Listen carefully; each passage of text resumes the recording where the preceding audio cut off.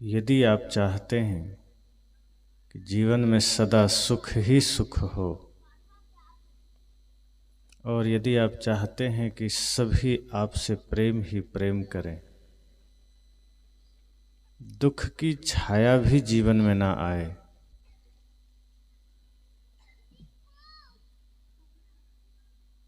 कोई पत्थर भी मारे तो आपको लगे कि किसी ने फूल फेंके हैं, और यदि ऐसा कोई गाली भी दे और आपको लगे कि किसी ने गीत ही सुनाए हैं, तो कुछ बातें हैं जिसका हमें ध्यान रखनी है। यदि सदा सुख, सदा स्वर्ग की कामना है, सदा स्वास्थ्य और समृद्धि की कामना है, तो पहली बात तो यह है कि अपेक्षा छोड़ दीजिए, अपेक्षा का त्याग कर दीजिए। किसी से भी, किसी भी प्रकार की अगर अपेक्षा है, कामना है, उसका त्याग कर दीजिए, क्योंकि अपेक्षा ही हमारे जीवन में दुख का कारण है। हम किसी से अगर कोई अपेक्षा करते हैं, उम्मीद करते हैं, कामना करते हैं और वो पूरा ना हो तो दुख होता है। जैसे आप किसी के घर निमंत्रण में गए भोजन के लिए और आपने मन में पहले ही अपेक्षा कर लिया कि मैं वहाँ जाऊँगा, कुर्सी और टेबल पर मुझे बढ़िया पीतल की थाली में भोजन मिलेगा, और जैसे ही आप वहाँ गए तो पता चला चटाई बिछी है और कागज़ के पत्ते में आपको भोजन लाया गया। अब आप दुखी हो जाएंगे। अब आपको कितना भी स्वादिष्ट भोजन परोसा गया हो, उस भोजन में रुचि नहीं जगेगी। अब आपके भीतर ये भाव जगता रहेगा कि मैंने सोचा था कुर्सी, लेकिन ये तो चटाई बिछा दिया। मेरी अपेक्षा तो थी कि पीतल के बर्तन मिलेंगे, लेकिन ये तो कागज़ के पत्तल आ गए। और फिर आप दुखी रहेंगे, और उस दुख का फिर कोई उपाय नहीं है, कोई दवा नहीं है।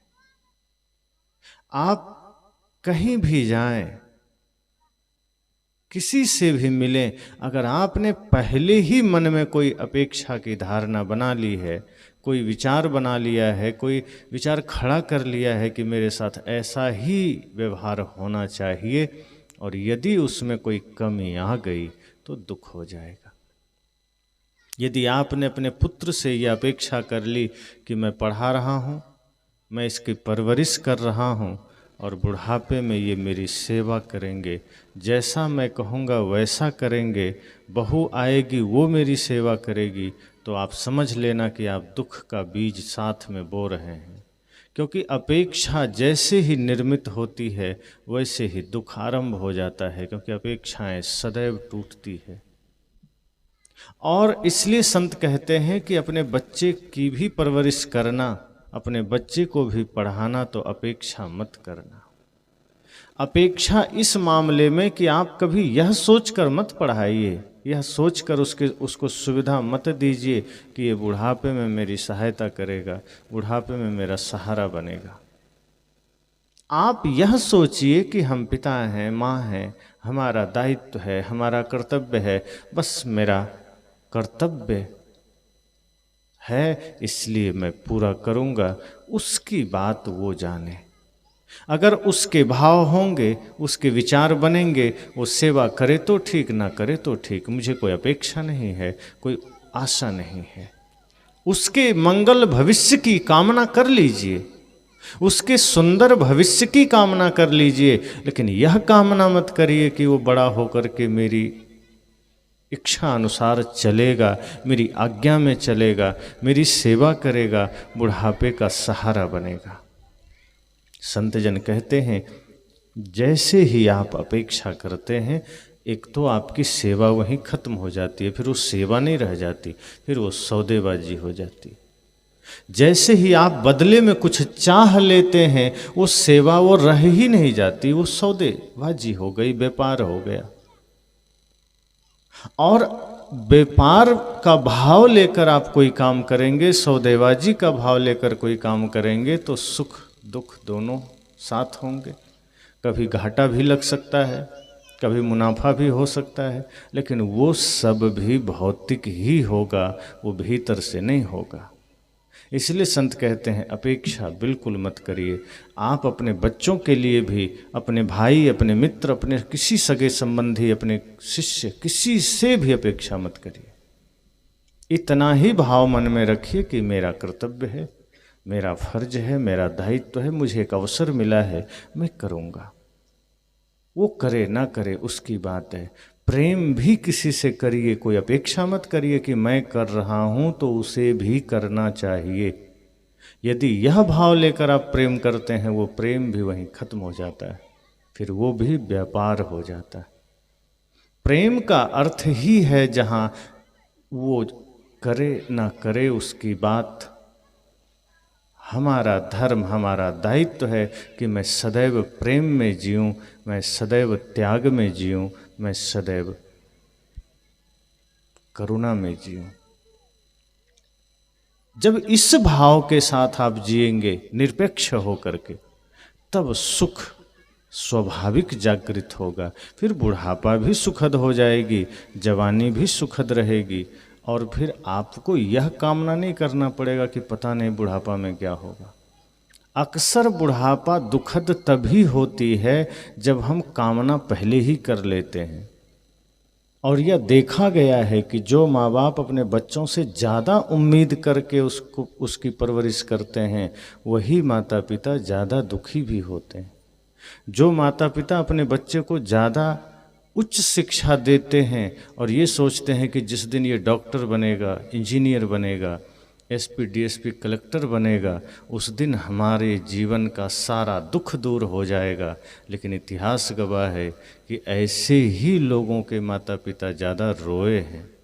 जो बड़े बड़े डॉक्टर बने हैं, इंजीनियर बने हैं, एसपी, डीएसपी, डीएम, कलेक्टर, जो कुछ भी वो बड़े पद पर गए हैं, उनके माँ बाप ही ज़्यादा दुखी हुए हैं, क्योंकि वहाँ पर सेवा भावना उन्होंने नहीं सिखाई। अपेक्षा तो कर ली, ऊंची शिक्षा भी दे दी, लेकिन अपेक्षा इतनी ज़्यादा हो गई कि वो अपेक्षा दुख का कारण बन गया। संत कहते हैं अगर सदा सुख चाहते हो, सदा शांति चाहते हो, अपेक्षा मत करना। संत गुरुजनों से भी हम जाते हैं मिलने, तो हम अपेक्षा भौतिक ही लेकर जाते हैं, संसार की ही कामना लेकर जाते हैं। इसलिए भक्ति सफल नहीं होती है, इसलिए हमारी श्रद्धा सफल नहीं होती है, हमारा सत्संग सफल नहीं होता है।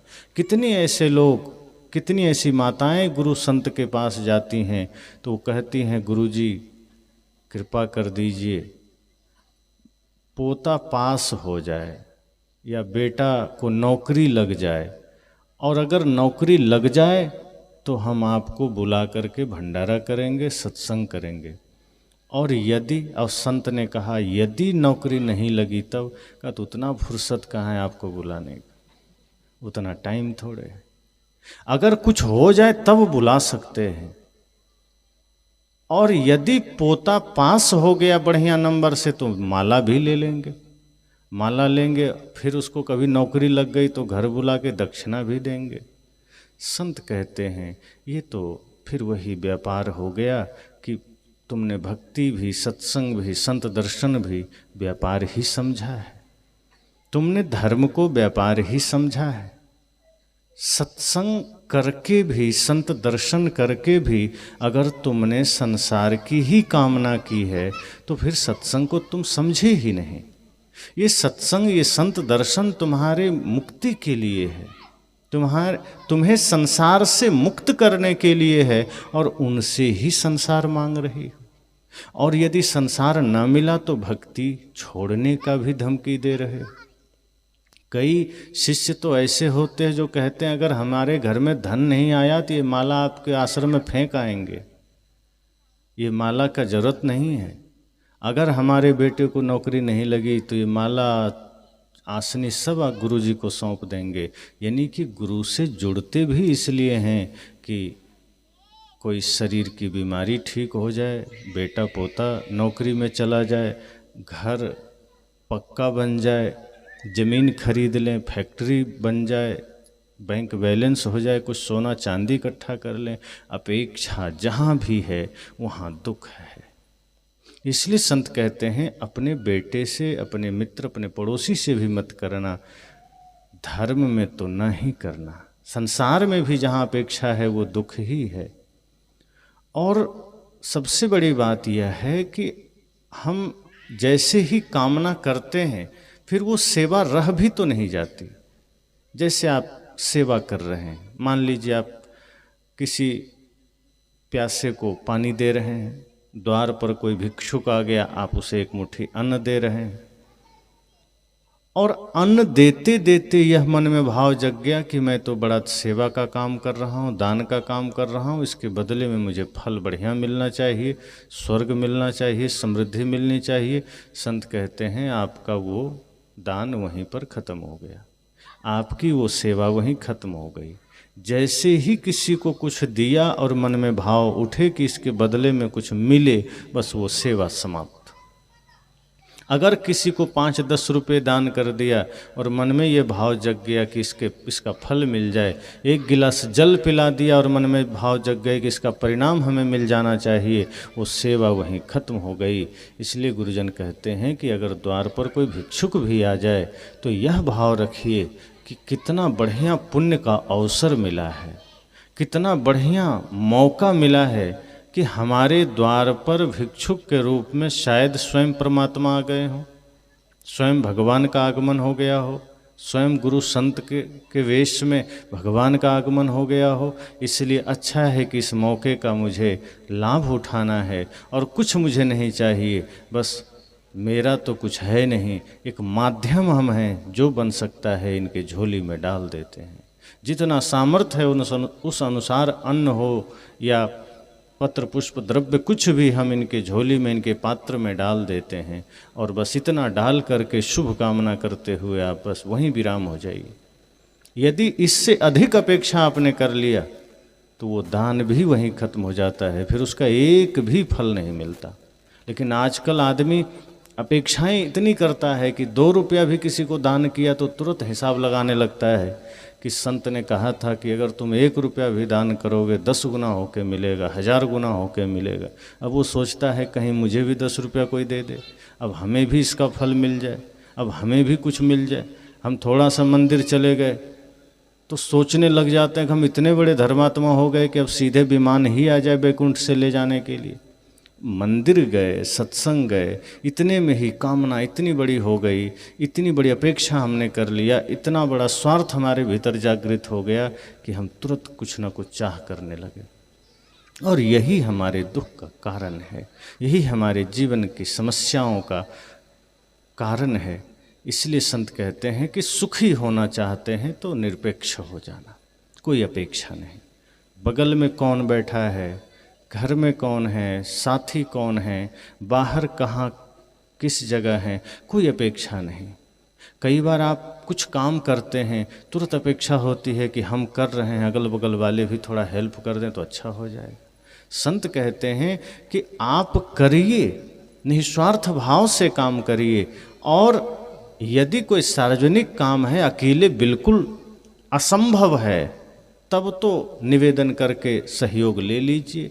लेकिन अगर लग जाए कि हाँ कोई व्यक्ति अन्य कार्य में लगा है, लग जाए कि हाँ वो व्यक्ति अभी तैयार नहीं है और हमारे लिए ये अवसर है, तो अकेले करने की चेष्टा करिए जितना बन जाए। लेकिन अगर अपेक्षा कर लेंगे कि 2-4 लोग हमें भी हेल्प करें, अगल बगल वाले हमारी भी सहायता करें, हम कर रहे हैं हम इसमें भी लोगों को लगा लें, तो वो फिर सेवा नहीं रह जाती, फिर वो ज़बरदस्ती का भार बन जाता है।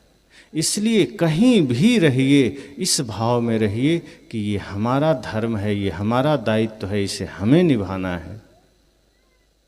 वैसे भी धर्म सत्संग झुंड में थोड़े होता है।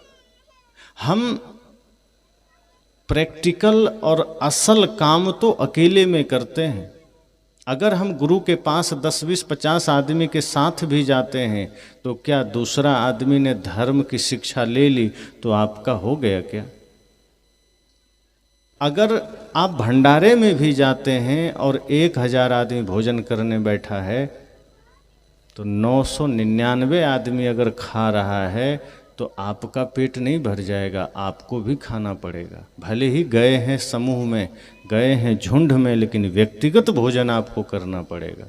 इसी तरह सत्संग में भले ही आप सैकड़ों लोग बैठे हैं, लेकिन ये मत सोचिए कि बाकी सबके जीवन में बदलाव आ गया तो हमारा तो काम बन ही जाएगा, माता पिता बदल गए तो हमारा तो काम बन ही जाएगा।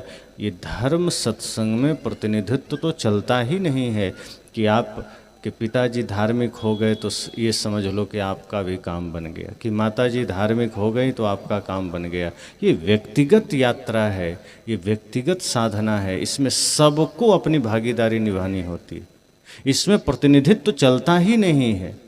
आप अपने मन के दोषों को मिटाएंगे, आप पवित्र बनेंगे, उसका फल आपको मिलेगा। इसलिए यह भाव भी ना हो कि बाकी सब कर लेगा तो हमारा भी काम बन जाएगा। ये अपेक्षा भी दुख का कारण है। हमें खुद बढ़ना है, हमें खुद चलना है, ये कर्तव्य हमारा है, ये दायित्व हमारा है। आप यह सोचिए कि हमें बदलना है, घर में कोई बदले ना बदले, परिवार बदले ना बदले, समाज बदले ना बदले, हम तो प्रतीक्षा में बैठे होते हैं कि और 2-4 लोग बदलें तो हम भी बदलें, वरना क्या दिक्कत है, गांव के लोग बिगड़े हैं, हम भी वैसे हैं, ठीक।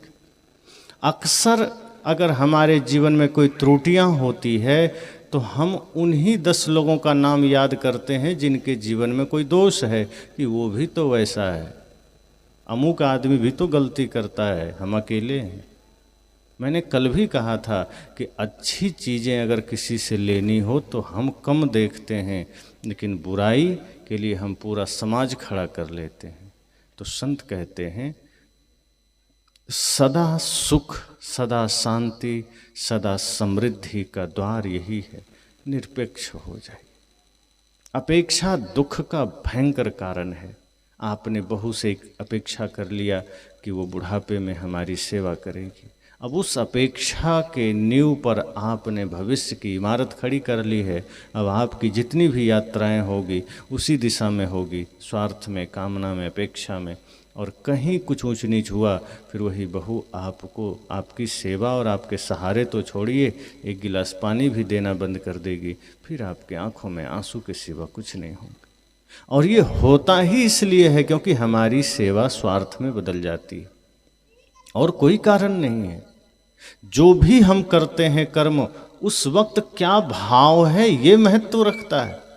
आप किसी को पानी पिला रहे हैं, देखने वाले को तो लगेगा बड़ा धर्मात्मा आदमी है, जल पिला रहे हैं, लेकिन जल पिलाते समय आपके मन के भाव क्या हैं ये बहुत महत्व रखता है। आप किसी को भोजन करा रहे हैं, भोजन कराते समय आपके मन के भाव क्या हैं। आप किसी को दान दे रहे हैं, दान देते समय आपके मन के भाव क्या है। आप देखते हैं ठंडी का समय है तो लोग कंबल बांटने निकल जाते हैं, और कंबल बांटते समय एक कंबल तो दे रहे हैं और 8-10 आदमी उसी कंबल में हाथ छुआ देते हैं कि मेरी ओर से भेंट। अब उस कंबल से बेचारे की ठंडी तो चली जाएगी, लेकिन इसके भीतर जो दान देने की गर्मी है वो नहीं जाएगी, उससे इसको दुख होगा, पीड़ा होगी, कोई परिणाम नहीं मिलेगा। क्योंकि कंबल तो दे आया है लेकिन मन के भाव ठीक नहीं थे, मन की दशा ठीक नहीं थी। दान तो हो गया, बाहर लोगों की दृष्टि में तो सेवा हो गई, लेकिन सेवा हुई नहीं है। दूसरों के नज़र में तो हमने किसी को 5 रुपए दे दिए, किसी की सेवा कर दी, किसी लाचार को उठा दिया, किसी को रास्ता पार करा दिया, किसी भूखे को भोजन करा दिया, लेकिन उसके भीतर जो भाव थे, उस सेवा के करते समय जो मन की दशा थी वो ठीक न थे, तो वो दान दान न हुआ, वो सेवा सेवा न हुई। घर में ही आप देखें, आप सब भोजन बनाते हैं, भोजन बनाते समय यदि मन के भाव पवित्र नहीं है, श्रद्धा के भाव नहीं है, भक्ति के भाव नहीं है, पवित्रता नहीं है, तो आपका वह भोजन दूषित हो जाता है, विष के समान हो जाता है। फिर जो लोग उस भोजन को पाएंगे वो भोजन उनके लिए भोजन नहीं बनेगा। हाँ, ये तो महसूस हो जाएगा कि चलो उदर भर गया है, पेट भर गया है, लेकिन मन में विकृति पैदा होगी, मन में विकार पैदा होगा। फिर वो आपकी सेवा आप का किया गया कर्म वो फिर फल नहीं देगा, वो दूषित हो जाएगा।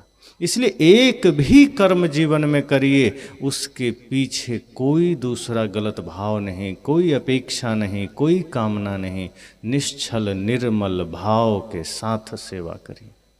आप मंदिर भी जाइए और झाड़ू लगाइए तो यही भाव रखिए कि ये मेरा कर्तव्य है, मैं कर दिया।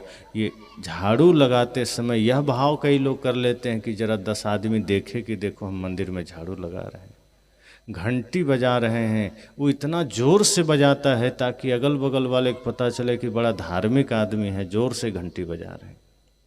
हमारी पूजा भी इस भाव में शुरू हो जाती है ताकि दूसरे देख सकें। हमारा दान भी इस भाव में शुरू हो जाता है ताकि दूसरे देख सकें। हमारी सेवा भी इस भाव में कि दूसरे देख सकें। और यहीं से बीमारी आरंभ होती है, यहीं से जीवन में दुख का आगमन शुरू होता है।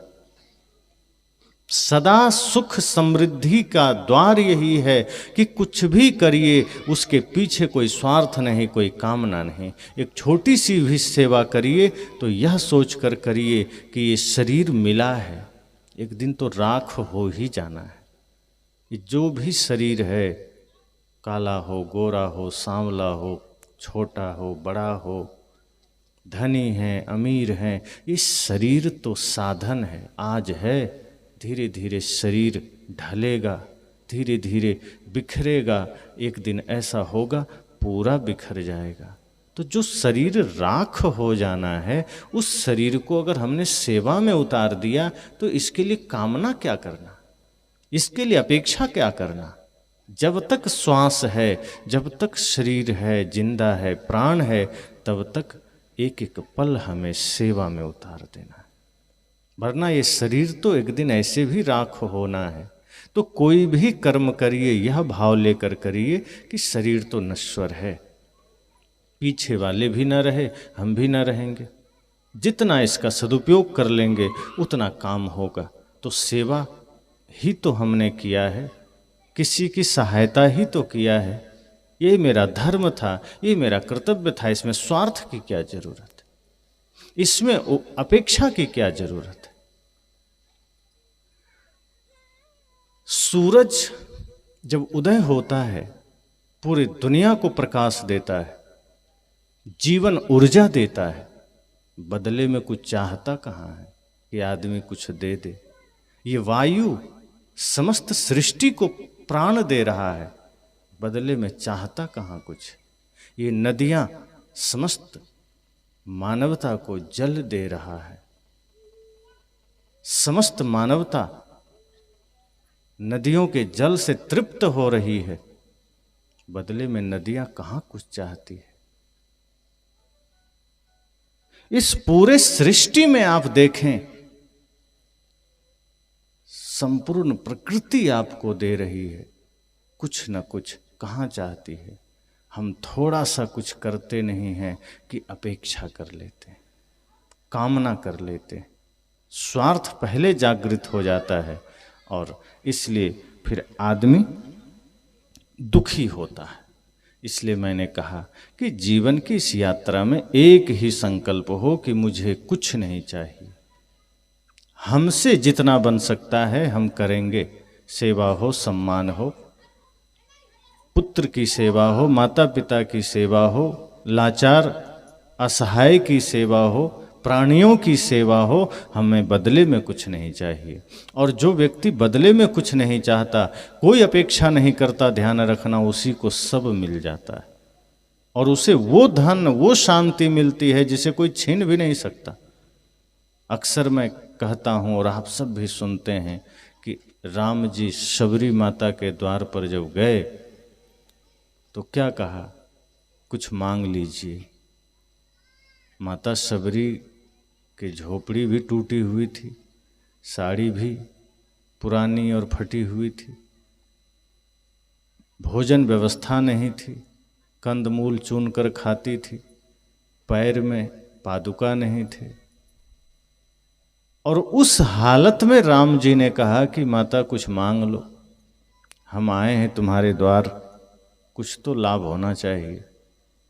माता शबरी ने क्या कहा, प्रभु कुछ नहीं चाहिए। इसका मतलब इतनी बाहर भौतिक चीज़ों का अभाव, इतनी परेशानियां, फिर भी माता शबरी ने सहज भाव से भी एक शब्द न कहे कि हमें हाँ थोड़ी कृपा कर दो तो झोपड़ी बन जाए, कि थोड़ी कृपा कर दो 2-4 साड़ियाँ इकट्ठी हो जाए, कि थोड़ी कृपा कर दो कुछ भोजन का प्रबंध हो जाए। उन्होंने कहा कुछ भी नहीं चाहिए, आप आ गए, आपका दर्शन हो गया, और क्या चाहिए। तो राम जी ने क्या कहा, नहीं नहीं, मेरा आना साधारण नहीं है और मेरा आना व्यर्थ भी नहीं है, कुछ तो मांगना पड़ेगा, कुछ तो लेना पड़ेगा। माता शबरी सोचती है कि ये सारा संसार तो ऐसे भी छूटने वाला है और राम जी द्वार पर हैं तो इनसे संसार मांग कर क्या करेंगे, ये तो आज नहीं तो कल ऐसे भी छूट जाएगा। तो गुरु से या भगवान से हम यही भौतिक संसार मांग लें, यही दुनियादारी मांग लें, जो ऑलरेडी छूटने वाला है, जो स्वाभाविक एक दिन छूटने वाला है। तो माता शबरी ने नहीं मांगा। पर कभी कभी मैं सोचता हूँ आज के समय में राम जी आ जाएं और किसी के द्वार पर जाकर कहें कि क्या चाहिए बोलो, तो आदमी तुरंत तैयार हो जाएगा कि 10 मिनट का समय दे दीजिए, लिस्ट बना लें कि क्या क्या चाहिए, गाड़ी, बंगला, ज़मीन। तुरंत आदमी सोचेगा कि रूस, फ्रांस, जापान, अमेरिका में भी ज़मीन मिल जाए तो बढ़िया है। दिल्ली, मुंबई, चेन्नई, कोलकाता, रायपुर में तो जगह होनी ही चाहिए, सोना चांदी, गाड़ी सब होना चाहिए, प्राइवेट जेट होना चाहिए। तुरंत राम जी को लिस्ट सौंप देगा।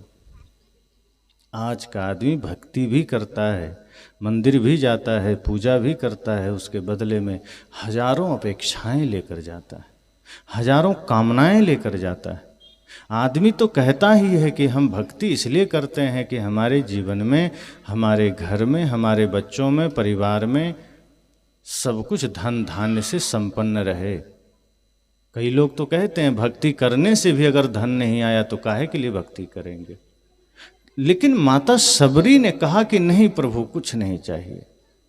तो राम जी ने फिर भी जिद किया, तो उन्होंने कहा कि प्रभु इतनी ही कृपा है तो इतना करना कि आपके श्री चरणों में मेरी भक्ति बनी रहे, मेरे जीवन में कभी भक्ति का अभाव न हो सके, और उसी भक्ति का ज्ञान दे दीजिए मुझे, ताकि मैं निरंतर आपकी भक्ति में, उस दिव्य भक्ति में लीन रहूं। और तब राम जी ने भी उतनी ही प्रसन्नता और आनंद के साथ माता शबरी को नवधा भक्ति का ज्ञान दिया, 9 प्रकार की भक्ति बताई, जिसमें पहला ही उन्होंने कहा प्रथम भक्ति संतन कर संग।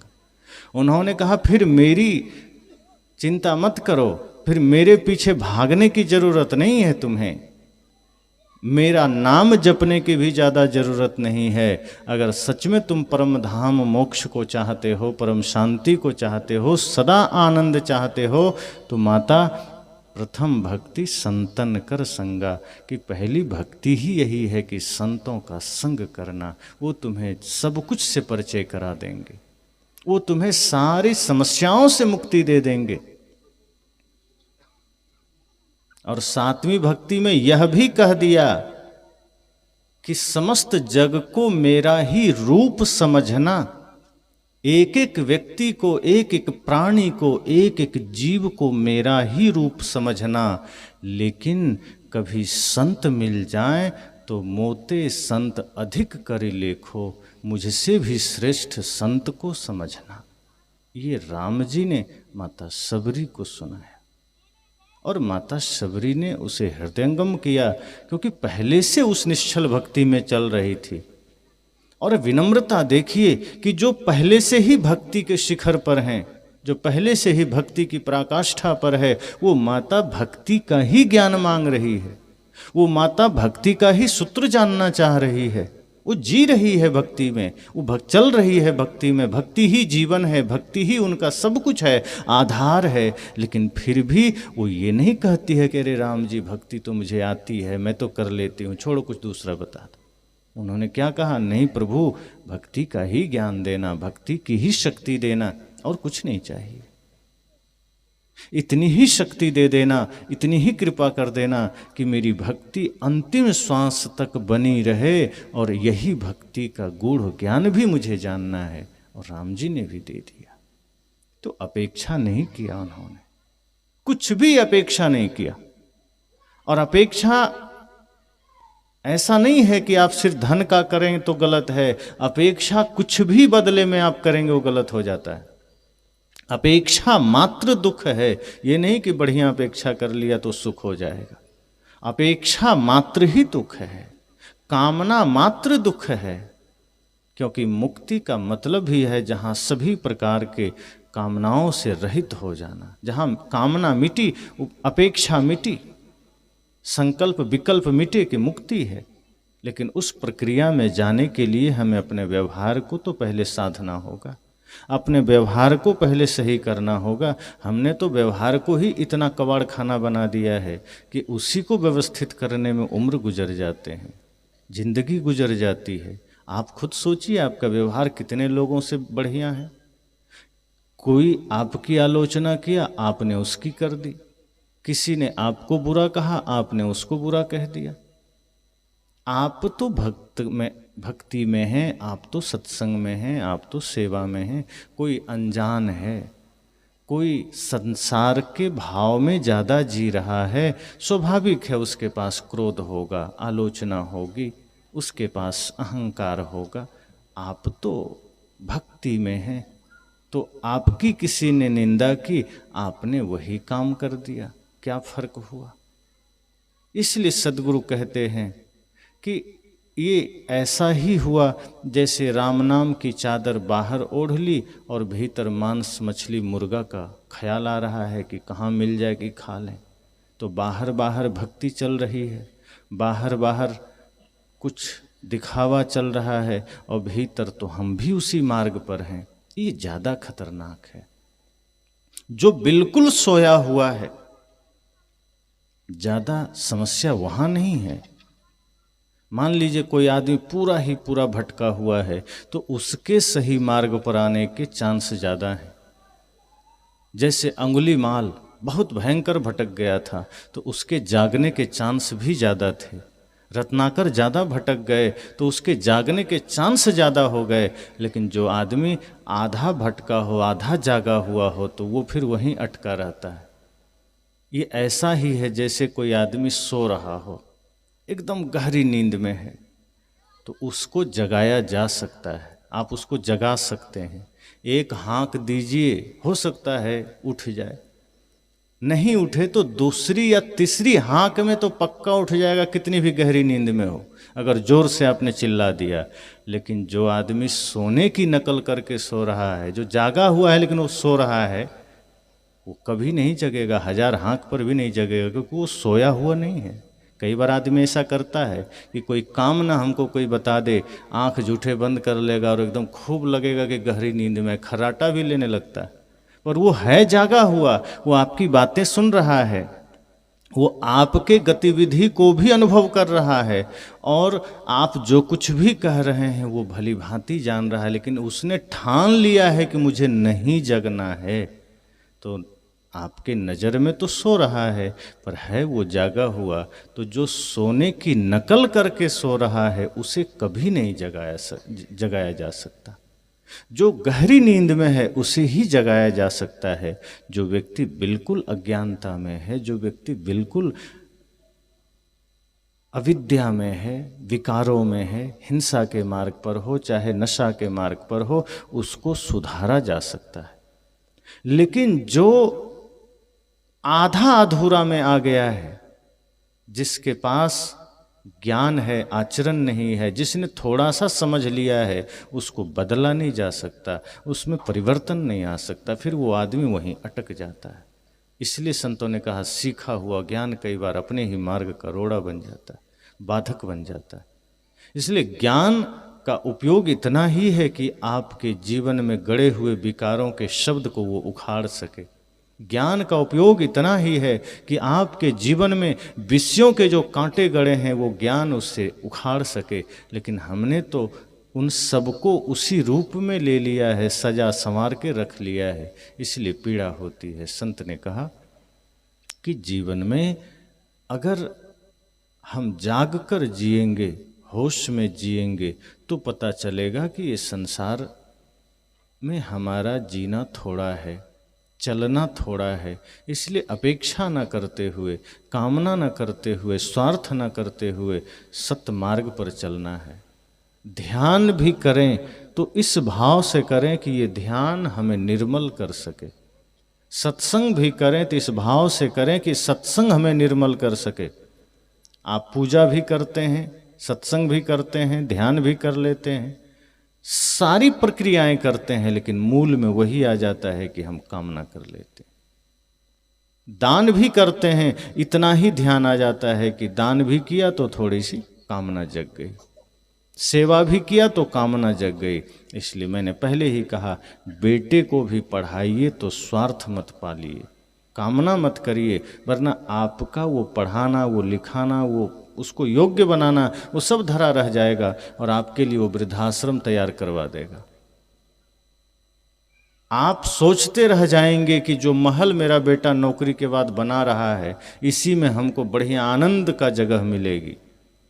और जो बहू आई है पढ़ी लिखी, वो रोज़ हमें सुबह स्नान करने के लिए गर्म पानी देगी, जलपान बढ़िया बना के देगी, मेरे कपड़े धो देगी, भोजन बढ़िया देगी, रात्रि में मेरे चरण दबा देगी, तो आप समझ जाइए कि ये सब सपने रह जाएंगे, ये सारे ख्वाब टूटेंगे और आपके बेटे बहू दोनों मिलकर आपको पता बता देंगे या छोड़ आएंगे कार से कि जाओ वहीं वृद्धाश्रम में रहना। उतना फुर्सत नहीं है, दोनों नौकरी में है, कहाँ टाइम है। अब आपके अरमान टूटेंगे, आपके ख्वाब टूटेंगे और आंखों से सिर्फ आंसू छूटेंगे। फिर आपके सुख दुख सुनने वाला वहाँ कोई ना होगा, क्योंकि सामने जो होगा वो भी उसी लाचारी से आया है। वहाँ जितने वृद्ध होंगे, जितनी वृद्धाएं होंगे, वो भी उसी पीड़ा से है, वो भी उसी दुख का मारा है। किससे कहेंगे? इसलिए तो साहब ने कहा, सुखिया ढूंढत मैं फिरा, सुखिया मिला न कोई। जिसके आगे दुख कहूं सो पहले उठे रोए। कहा मैं संसार में सुखिया खोजने चला था कि कोई सुखी मिल जाएगा, पर मैं जहां गया कोई सुखी न मिला। सबके भीतर दुख है, सबके मन में दुख है। तन धरि सुखिया काहू न देखा, जो देखा सो दुखिया। सदगुरु कहते हैं, जिसके आगे मैंने अपना दुख कहना चाहा, वो पहले ही अपना दुख कह के रो पड़ा। क्या कर सकता हूं? चारों तरफ यही तो है, और ये सिर्फ अपेक्षाओं की वजह से है। हम अपेक्षाओं की लिस्ट इतनी लंबी कर लेते हैं कि दुख उतना विशाल हो जाता है। जितनी कामनाएं हमारी बड़ी होगी, दुख उतना बड़ा होता चला जाएगा। अगर एक परिवार गरीब है तो उसका दुख भी थोड़ा होता है, लेकिन जितनी अमीरी बढ़ती जाती है, दुख उतना बढ़ता चला जाता है, क्योंकि अमीरी के साथ साथ हमारी कामना बढ़ती चली जाती है। इसलिए अक्सर मेडिकल स्टोर पर जो नींद की गोलियां उपलब्ध है, वो अमीर लोग ज़्यादा खरीदते हैं, गरीब कम खरीदते हैं, क्योंकि उनको थोड़ी सी राहत है, अपेक्षा थोड़ी कम हो रहती है। जो गरीब हैं वो इतनी अपेक्षा करते हैं कि एक दो दिन हमारा जीवन बढ़िया से चल जाए। हालांकि धीरे धीरे व्यवस्थाएं बढ़ाने के चक्कर में कामना बढ़ती जाती है, और जैसे जैसे कामना बढ़ती है दुख बढ़ता जाता है। रोज मजदूरी करने वाला आदमी बहुत बड़ी कामना नहीं करता है, तो रोज कमाता है, रोज खाता है, बढ़िया सोता है, वो ज़्यादा नहीं सोचता। लेकिन जैसे ही थोड़ा कमाई बढ़ गई, फिर वो जमा करने के चक्कर में पड़ा कि 1 लाख से फिर 10 लाख की कामना, 10 लाख से फिर 1 करोड़, फिर दुख शुरू हो जाता है। इसलिए संत कहते हैं, अपेक्षा दुख का कारण है। सदा सुख चाहते हैं, सदा शांति चाहते हैं, तो निरपेक्ष हो जाना। किसी भी प्रकार की कोई अपेक्षा नहीं। एक भी सेवा करिए तो इस भाव से कि बस मेरा मुझ में कुछ नहीं, जो कुछ है सो तेरा तुझको सौंपता क्या लागत है मोर। किसी की भी सेवा का अवसर आ जाए, गुरु की, संत की, अपने पुत्र की, मित्र की, माता पिता की, पड़ोसी की, किसी लाचार, किसी दीनहीन, किसी दुखी, किसी भिक्षुक की, तो इतना ही भाव रखिए कि मेरा मुझ में कुछ नहीं। ये जो तन से सेवा हम कर रहे हैं या धन से कर रहे हैं, मन से कर रहे हैं, इतना ही ख्याल रख कर करिए कि मेरा मुझ में कुछ नहीं। जो कुछ भी मैं कर रहा हूं या कर रही हूं वो मेरा कुछ नहीं है, ये सब तुम्हारा ही है। ये जिसको हम दे रहे हैं, जिसके लिए कर रहे हैं, ये उसी का है और उसी का उसे दे रहे हैं। क्या लागत है मोर। सदगुरु कहते हैं जिस दिन यह भाव आ जाएगा, एक तो आपको अपनी वस्तुओं से मोह खत्म हो जाएगा और एक छोटी सी भी सेवा आपके जीवन में तृप्ति ले आएगी, आपके जीवन में संतोष ले आएगा। फिर जो कुछ भी आपके पास होगा वो उतना ही धन, उतनी ही संपत्ति आपके जीवन को समृद्ध बना देगी। वरना अरबों खरबों की भी दौलत हो जाए और अगर आपके मन में यह संतोष, यह तृप्ति भाव, यह निरपेक्ष अवस्था अगर नहीं है तो अरबों की दौलत भी आपको सदैव पीड़ा ही देगी।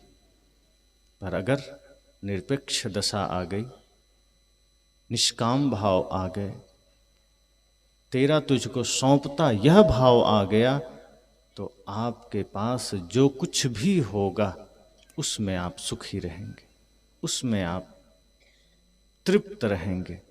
तृप्ति बाहर से थोड़े आती है, बाहर से तो और तृष्णा बढ़ती चली जाती है। भौतिक वस्तुएं जितनी बढ़ेगी तृष्णा बढ़ेगी, कामना बढ़ेगी। जैसे आप अनुभव करें, पहले आप सब या हम सब जितने भी लोग हैं, जब कीपैड का मोबाइल था बटन वाला, तो सबके पास 1000-1200 के मोबाइल थे।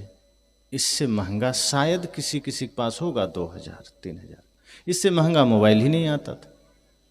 उसके बाद प्रथम बार मेड इन चाइना फोन आ गए, स्क्रीन टच, 5000, 7000, 8000 में।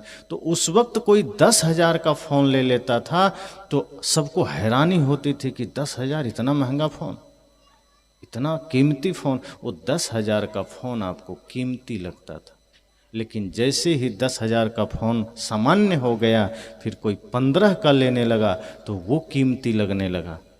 तृष्णा अब उस पर जब गई और जब लोग 15-18 हज़ार का फ़ोन लेने लगे, उसके बाद किसी ने अगर 25 का ले लिया तो लोग देखने लगते थे कि क्या खास है भाई, 25,000 का फ़ोन।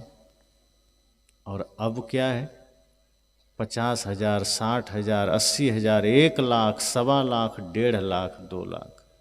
सामान्य लोग भी अभी 30 से प्लस का ही मोबाइल रखते हैं।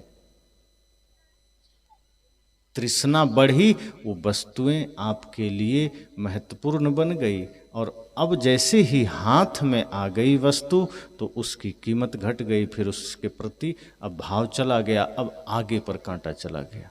तृष्णा तो बढ़ी, जैसे ही वस्तु हाथ में आई वो तृष्णा वहाँ रुकी नहीं, अब दूसरे पर चली गई, अब 50,000 वाले पर चली गई। अब 50,000 वाला हाथ में आ गई वस्तु तो तृष्णा आपको 60 पर ले जाएगी, और यदि 60 का हाथ में ले लिया तो तृष्णा का विराम नहीं होगा, फिर वो आपको आईफोन पर ले जाएगी। यही दशा आपके घर, आपके कपड़े, आपके गहने, आपके गाड़ी पर है। आप साइकिल में थे, तृष्णा आपको मोटरसाइकिल में ले गई, मोटरसाइकिल आपने लिया, तृष्णा आपको 4 व्हीलर पर ले गई, 4 व्हीलर में भी तृष्णा फिर आपको महंगे लग्जरी कार पर ले गई। आपके पास साधारण घर थे, तृष्णा आपको टाइल्स, मार्बल, बढ़िया कीमती पर्दे पर ले गई। उसके बाद तृष्णा आपको डबल तिबल मंजिले पर ले गई। आपके पास साधारण चप्पल थे, तृष्णा आपको कीमती ब्रांडेड चप्पल, जूते पर ले गई। धीरे धीरे तृष्णा बढ़ती चली जाती है और हम उसके इतने शिकार बन जाते हैं, उसके इतने अधीन बन जाते हैं कि फिर विराम नहीं होता। अंतिम घड़ी तक भी हमें संसार की तृष्णा ही सताती, संसार की कामना ही सताती है।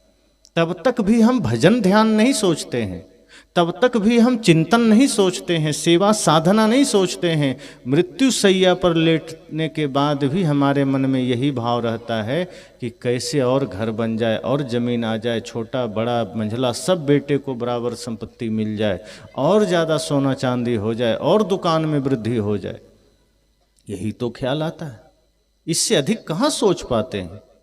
जितनी आयु बढ़ती जाती है हम सोचते हैं कि कल भजन सत्संग कर लेंगे, कल धर्म का काम कर लेंगे, कल पुण्य का काम कर लेंगे, उतनी तृष्णा बढ़ रही है, उतना स्वार्थ बढ़ रहा है, उतनी अपेक्षा बढ़ रही है, और उसी संख्या में दुख बढ़ता है।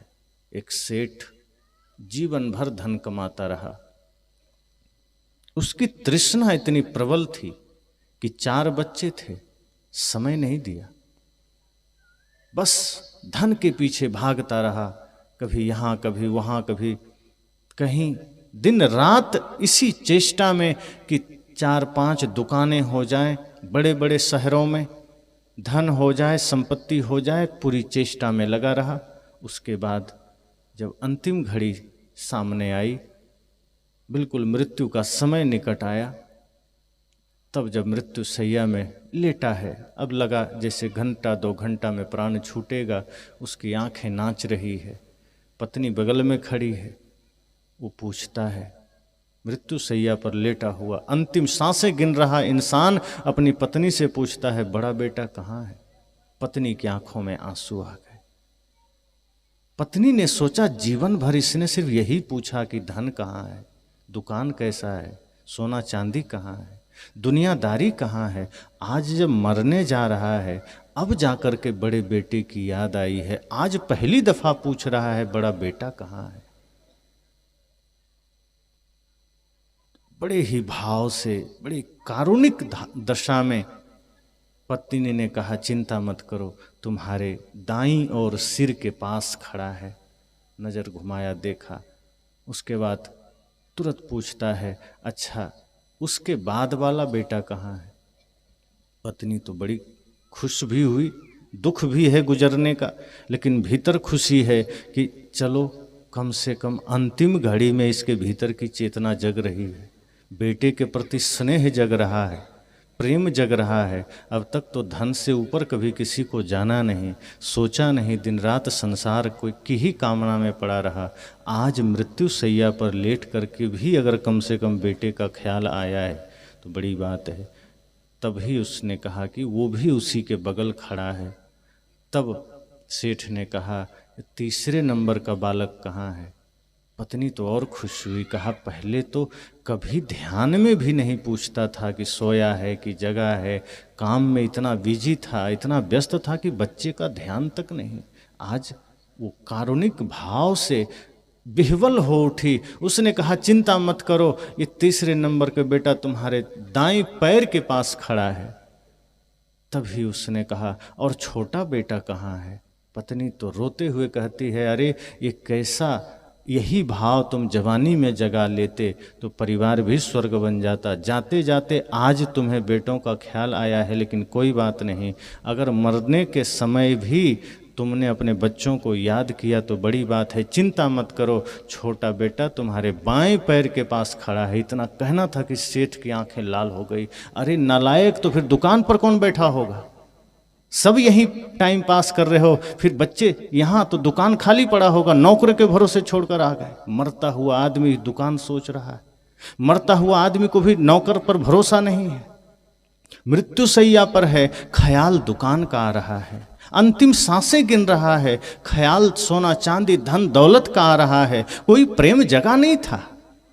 जो जवानी में प्रेम ना कर सका वो बुढ़ापे में प्रेम करेगा। जो जवानी में बेटे का ख्याल ना किया वो मरते समय बेटे का ख्याल करेगा। पत्नी भूल में चली गई थी, पत्नी नासमझी में चली गई कि इसके भीतर प्रेम जगा होगा। अब जरा सोचिए, जो गंगा नदी हरिद्वार में गंदी हो जाए तो कानपुर में साफ कैसे हो जाएगी? भाई गंदगी तो पहले से आ गई है, उसकी सफाई तो वहीं से करनी पड़ेगी ना। अब हरिद्वार में ही उसमें पूरा फैक्ट्रियों का नाला डाल दिया जाए और हम चेष्टा करें कि प्रयाग में साफ मिल जाएगी, बनारस में साफ मिल जाएगी, पटना में साफ मिल जाएगी, आगे उधर गंगा सागर में साफ मिल जाएगी, ये असंभव है। जिसमें गंदगी ऋषिकेश में ही पड़ गई है, वो गंदगी ऋषिकेश में ही साफ ना हुआ तो पटना में, प्रयाग में कोई उपाय नहीं है। अगर उसके हृदय से प्रेम की विदाई जवानी में ही हो गई है, तृष्णा ने डेरा जवानी में ही डाल लिया है, तो बहुत मुश्किल है कि बुढ़ापे में वो प्रेम में आ जाएगा।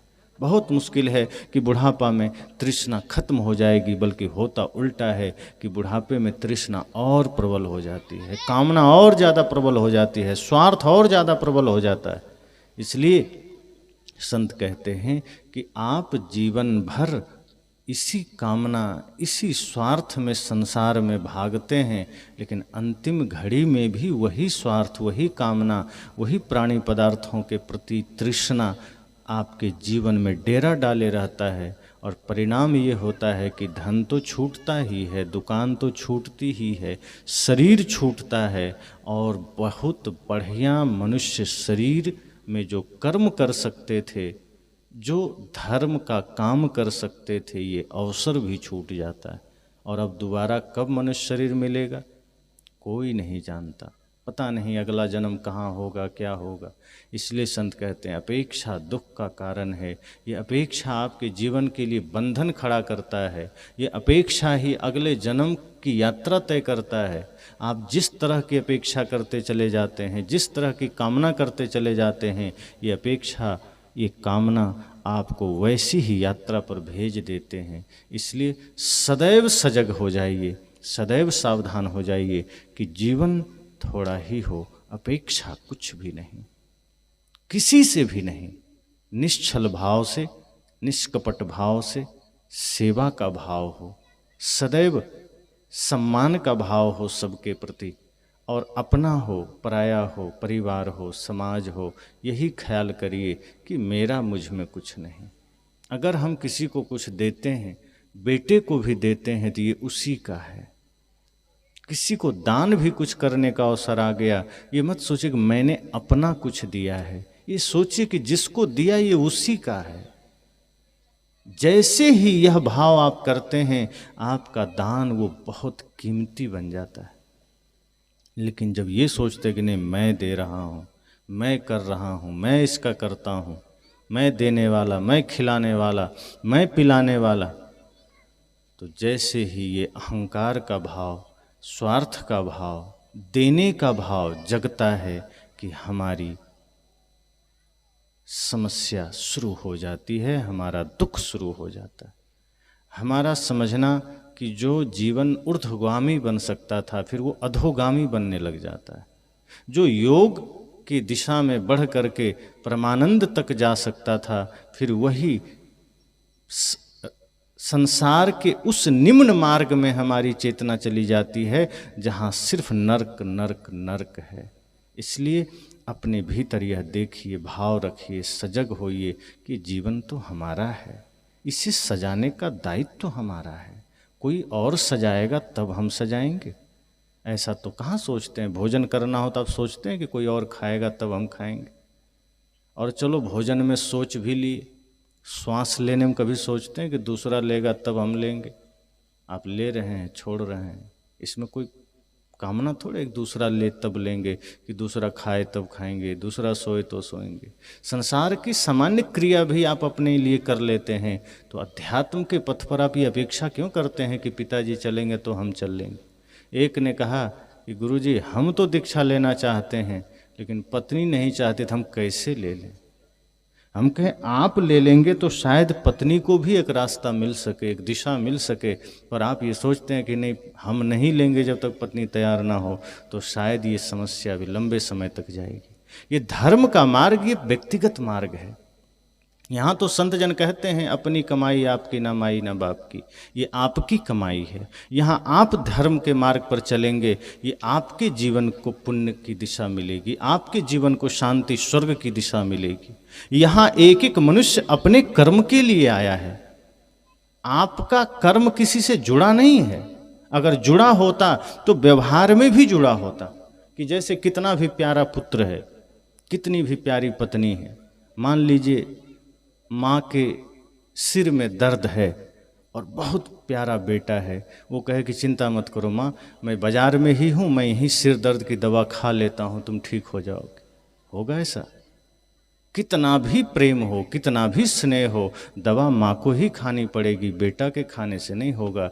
तो सोचिए कि सामान्य शरीर के दर्द जब नहीं बांट सकते, तो ये जो आपके जीवन का इतना लंबा सफ़र है, मृत्यु का इतना लंबा सफ़र है, पाप का, अधर्म का, उस पाप को, उस भवसागर को कैसे काटेंगे? उस अधर्म के रास्ते को कैसे काटेंगे बाहर से? उसके लिए स्वयं तय करना होगा, स्वयं ध्यान में उतरना होगा, स्वयं भक्ति में उतरना होगा। इसलिए यही सोचिए कि जीवन हमारा है, इसकी जिम्मेदारी हमारी है।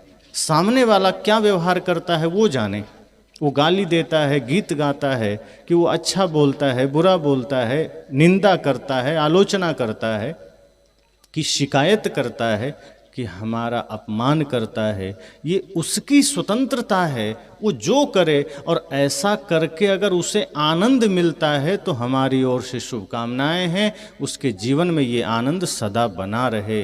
पर हमें इन बातों से कोई तात्पर्य नहीं, कोई औचित्य नहीं, कोई लेना देना नहीं। हमारा धर्म है, हमें अपने प्रेम पथ पर चलना है, अपने कल्याण पथ पर चलना है, अपने भक्ति पथ पर चलना है। जिसको जिसमें संतुष्टि है वो जिए, उसका जीवन है, हमें कोई दुख नहीं, कोई दिक्कत नहीं। जब इतनी तैयारी अपनी हो जाएगी तो समझ लीजिए कि संसार में फिर आपको कोई दुखी नहीं कर सकता, कोई भी नहीं।